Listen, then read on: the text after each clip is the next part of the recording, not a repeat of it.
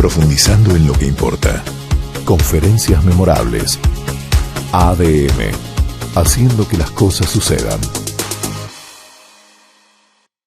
Retomamos este programa de hoy con Enrique Iglesias, hablando en un almuerzo de trabajo de la Asociación de Dirigentes de Marketing en noviembre de 2002. En varios países de América Latina y también en Uruguay, si hacemos un poco de memoria, la década de los 90 fue lo que se llamó la década de las reformas. Pero entonces, ¿por qué pasó lo que pasó? Cuando empezamos este movimiento de cambio de los años 90, a principios de la década, lo hicimos un poco como reacción todos a los momentos que habíamos pasado en los años 80, la famosa crisis de la deuda externa. Y se inició un periodo de reformas basado fundamentalmente en la devolución al mercado de decisiones de política económica, y todo ello siguiendo pautas que fueron fundamentalmente asignadas por los organismos de Bretton Woods y que nosotros también acompañamos. Más que una arquitectura ideológica, como lo fue en definitiva, yo creo que, yo que lo viví en su momento paso a paso, creo que hubo más que nada una tendencia natural a corregir los graves desequilibrios de los años 80, el desborde inflacionario, la sobrepresencia del Estado y la ineficiencia en sus intervenciones.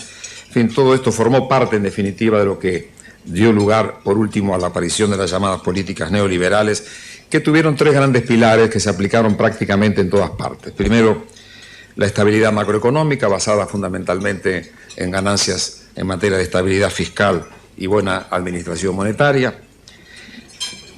El puntal de la apertura externa, que tuvo en América Latina, además, ejemplos muy importantes, sobre todo por el lado de los esquemas de integración, no solamente hacia adentro de América Latina, sino toda la experiencia internacional, como es el caso de México, o Chile recientemente, y el tercer puntal, que fue el inicio de la redimensión del Estado. Ahora bien, en este momento ese modelo está siendo criticado en forma intensa desde distintas tiendas. Del lado académico hay todo un debate que cuestiona un poco lo que se ha hecho en los años 90. Del lado social hay demandas por un cambio de modelo y la búsqueda de un nuevo paradigma, y aún mismo los que aplicaron los modelos están de alguna manera revisando alguna de sus componentes o algunos de sus instrumentos. Y ahí tenemos los datos que acabo de mencionar del Latinbarómetro respecto a la opinión pública en la región. Están los foros de Porto Alegre, están los fenómenos políticos, los recientes fenómenos electorales en Brasil y en el Ecuador, son como una consecuencia un poco de una cierta demanda por revisión o de cambio de algunos de los paradigmas existentes. Yo creo que es importante que esto se plantee y de alguna manera nos preguntemos un poco por qué esta insatisfacción, por qué algunas reformas o estas reformas funcionaron bien en algunos lugares y en otros no. Creo que esto es una pregunta bien pertinente y en todo caso procurar tener una visión balanceada de las cosas para no pensar que todo lo que se ha hecho fue malo o todo lo que se ha hecho fue bueno. Yo creo que hay que mirar con cierta objetividad los resultados de los procesos de reformas y tratar de evitar un fenómeno que hemos tenido en forma sistemática en América Latina, que es el fenómeno del péndulo, ¿no? De pasar de un extremo a otro, lo cual ha sido tradicionalmente un fenómeno bastante negativo y muy costoso para la política económica y social de nuestros países. Cuando a uno le preguntan respecto a qué pasó en esta década de los 90, yo diría que siempre ponemos el ejemplo del vaso mitad lleno y mitad vacío. Hubo logros que no se pueden desconocer. La estabilidad económica, por ejemplo, ha sido un logro muy importante. Después de años de inflación, haber logrado reducir la inflación a un dígito en la región es un hecho nada despreciable. Hubo también fenómenos de apertura externa hacia distintos lugares, pero que comienzan a modernizar un poco este aspecto de la economía de la región. Hubo ganancias de productividad, hubo el principio de un redimensionamiento del Estado, mejoras en infraestructura, y yo diría que en general la gestión macroeconómica en la región en su conjunto mejoró. Y los fundamentos macroeconómicos hoy, en mi modo de ver, son mejores que los que eran al inicio de la década. ¿Dónde estuvieron las fallas o dónde estuvieron las insatisfacciones o las frustraciones de las políticas con que se inició la década de los años 90? Yo diría en dos grandes temas. Uno en el tema del crecimiento y otro en el tema social. Yo creo que el crecimiento económico fue mucho menor del que hubiéramos esperado. fue mucho más modesto, fue más volátil y sobre todo fue mucho más vulnerable. Fue modesto porque alcanzamos una tasa de crecimiento en promedio de alrededor del 3%, salvo algunos países que salieron muy por encima de ese promedio. No ha sido una tasa satisfactoria para hacer frente a las demandas y sobre todo a las expectativas. Pero quizá la parte más delicada de ese crecimiento en los últimos 10 años fue la vulnerabilidad. La vulnerabilidad respecto a los factores externos. Tradicionalmente nosotros teníamos una vulnerabilidad que estuvo vinculada a los precios de las materias primas. Yo recuerdo cuando el primer remate de lana marcaba en nuestro país un poco el humor nacional. Y era un poco la materia prima que nos daba a nosotros un poco la sensación de por dónde irían las cosas ese año. Bueno, yo creo que en los últimos 10 años tuvimos un nuevo fenómeno que fue la inserción de América Latina en el ciclo financiero internacional. Y yo creo que eso trajo como consecuencia abundantes recursos que llegaron a la región en porcentajes muy elevados, como mencioné hace un rato, pero también nos trajeron un fenómeno que no conocíamos ni esperábamos, que fue el fenómeno del contagio. Lo vimos en el 94-95 con el fenómeno del tequila, lo vimos luego con la crisis asiática, lo vimos después con la crisis rusa, con la crisis del Brasil, un nuevo tipo de fenómeno que realmente nos sorprendió en alguna forma y nos encontró despreparados, como dicen los brasileños. Conferencias memorables. Colección de oro de ADM. Bajar los altos índices de inflación, imaginen ustedes, los más veteranos, fines de los 80, comienzos de los 90, fueron logros de los 90 también aquí en nuestro país. Pero Iglesias decía, nos contagiamos el fenómeno del contagio de las crisis internacionales, dice textualmente, y no estábamos preparados, dijo.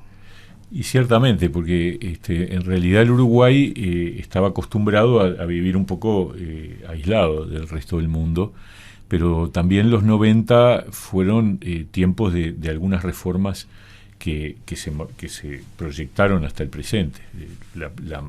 Una de ellas, la reforma del puerto. La reforma de la seguridad social en el año 95-96.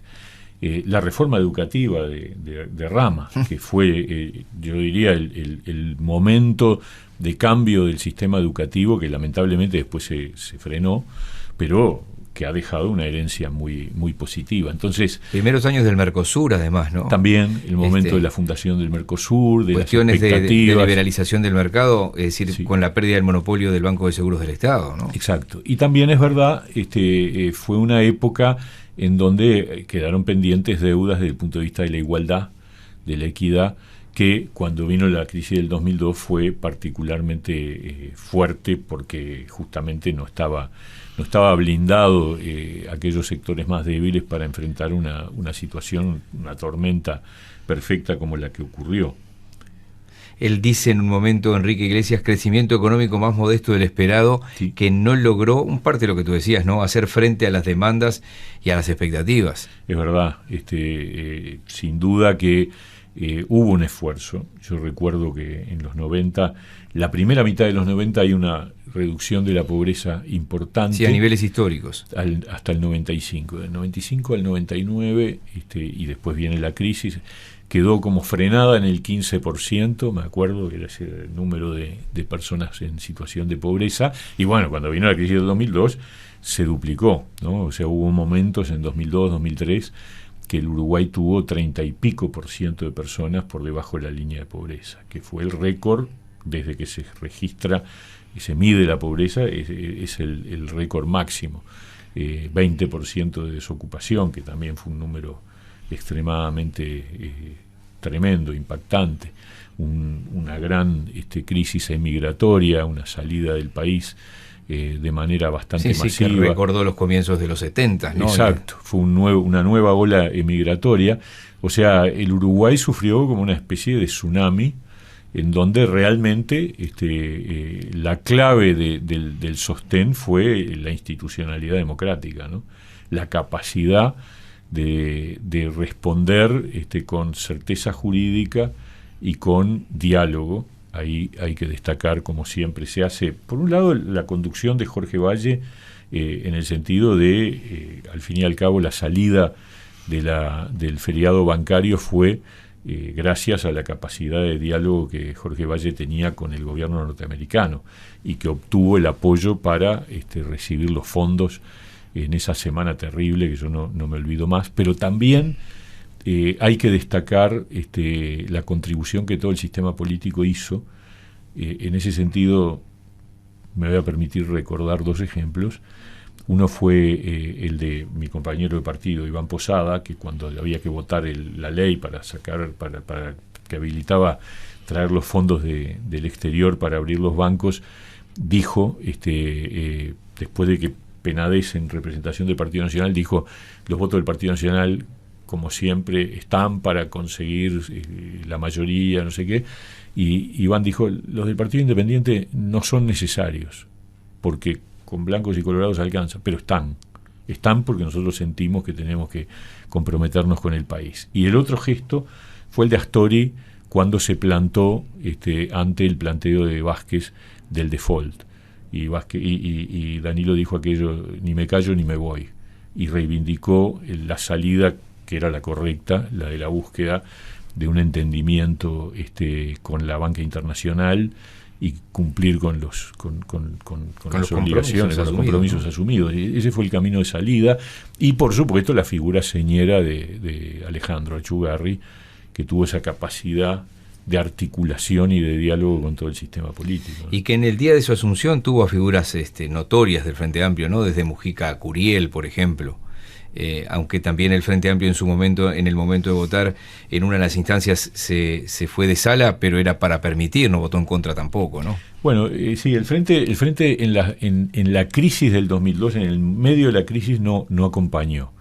Después, cuando vino el tema de la renegociación de la deuda, ahí hubo una división, porque Astori estaba en la línea de hacer posible la salida, y eso ayudó justamente a que permitió que el Frente no tuviera una postura de oposición radical, sino más moderada por esa diferencia interna que tenían, ¿no?